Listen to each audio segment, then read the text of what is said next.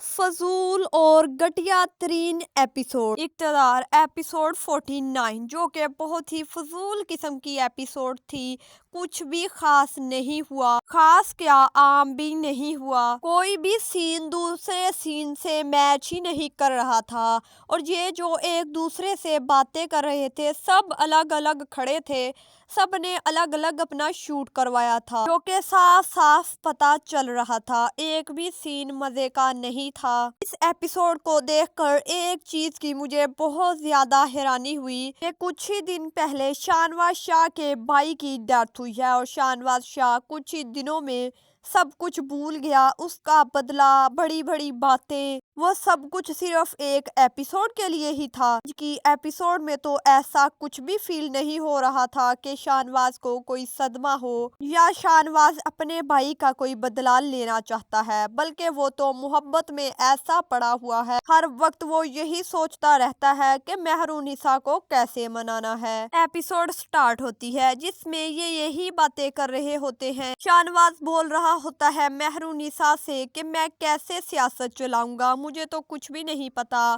اور مہرونیسا اسے سمجھاتی ہے اور بڑی بڑی باتیں کرتی ہے۔ مہرونیسا اور شاہنواز کا سین اگر آپ نے دیکھا ہو تو دونوں الگ الگ کھڑے ہوتے ہیں، دونوں نے اپنا الگ الگ سولو شوٹ کروایا ہوتا ہے اور دیوار سے ہی باتیں کر رہے ہوتے ہیں اور جوڑ کر یہ سین بنا دیا، اور اس کے بعد دکھاتے ہیں شاہنواز کے جم والے سینز جس میں وہ پریکٹس کر رہا ہوتا ہے اور وہی سپنوں میں کھویا ہوتا ہے کہ مہرونیسا نے مجھے کیا بولا تھا، میں اس کو کس طرح بنا سکتا ہوں۔ آخر ان چیزوں کا سیاست سے کیا لینا دینا، آخر جم کا سیاست سے کیا لینا دینا، فزیکلی سٹرونگ ہونے سے کچھ نہیں ہوتا، مینٹلی سٹرونگ ہونا پڑتا ہے۔ اگلا سین آتا ہے امل کے پیرنٹس کا، جو باتیں کر رہے ہوتے ہیں امل کی شادی کی۔ امل کے پاپا بول رہے ہوتے ہیں کہ تم نے اپنی بیٹی کو سمجھا دیا اور رشتے والوں کو اب بلا لو، وہیں امل کی ماں کہتی ہے کہ نہیں، وہ نہیں مانی اور وہ کسی سے بھی شادی کرنے کے لیے راضی نہیں ہے۔ وہیں امل کا باپ کہتا ہے تم نے سمجھایا نہیں، تو وہ کہتی ہے میں نے تو سمجھایا، لیکن آپ کو تو پتا ہے آپ کی بیٹی کسی کی بات کہاں سنتی ہے،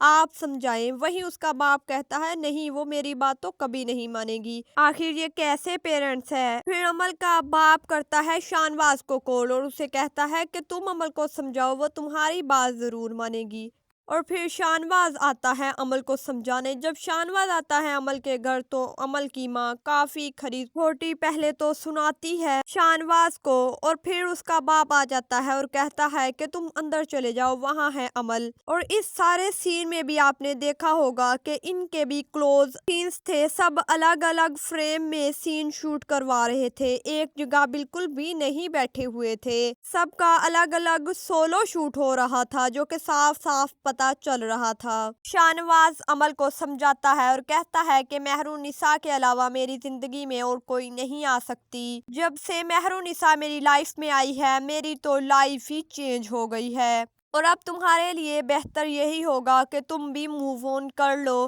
اور اسے کافی سمجھاتا ہے اور کہتا ہے تم میری باتوں پر غور کرنا اور مجھے ضرور بتانا۔ امل کہتی ہے کہ میں سوچوں گی، سوچ کر تمہیں بتاؤں گی۔ اور دوسری طرف عروج اور رافع کے مسئلے، ان کے اپنے پرابلمز ہی سولو نہیں ہو رہے۔ عروج دوسرے دن گھر چھوڑ کر آ جاتی ہے، عروج کے پیرنٹس جاتے ہیں بی جان کے پاس اور اسے کہتے ہیں کہ رافع کو سمجھائے اور اسے بولے کہ وہ عروج کو لینے آ جائے، ایک دفعہ لینے آ جائے، اگر دوبارہ ایسا کچھ ہوا تو اس کے ذمہ دار ہم ہوں گے۔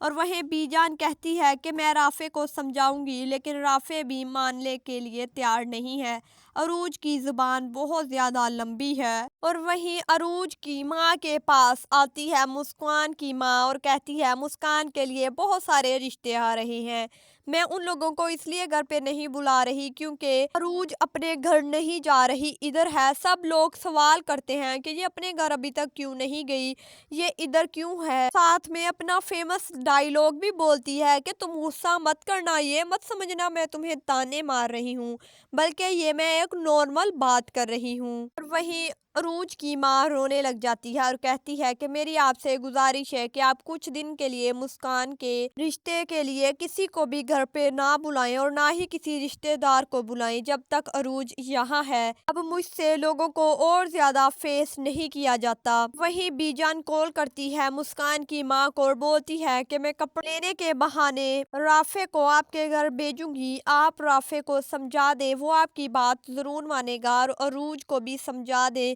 کہ وہ رافع کے ساتھ واپس آ جائے۔ جیسے ہی رافع گھر آتا ہے کپڑے لینے کے لیے، وہیں عروج بھی آ جاتی ہے۔ رافع سے مسکان کی ماں کہتی ہے کہ آپ کچھ کھانے کے لیے لیں گے؟ وہ کہتا ہے نہیں، آلریڈی میرا پیٹ بھرا ہوا ہے۔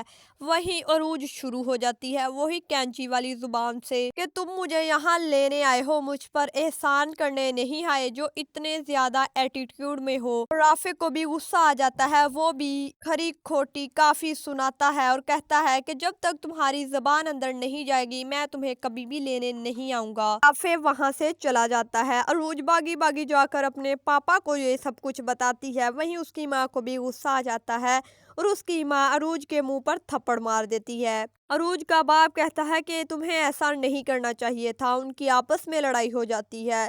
لگ تو یہی رہا تھا کہ اب عروج کی ماں بھی گھر چھوڑ کر چلی جائے گی۔ ڈرامے کی سٹوری بڑھانی ہے، کچھ تو کرنا پڑے گا۔ آپ لوگوں کو ویڈیو کیسی لگی آپ مجھے کومنٹ سیکشن میں بتائیے گا۔ فی الحال کے لیے اتنا ہی، اس طرح کی مزید نیو اپڈیٹس کے لیے میرے ساتھ جڑے رہیے۔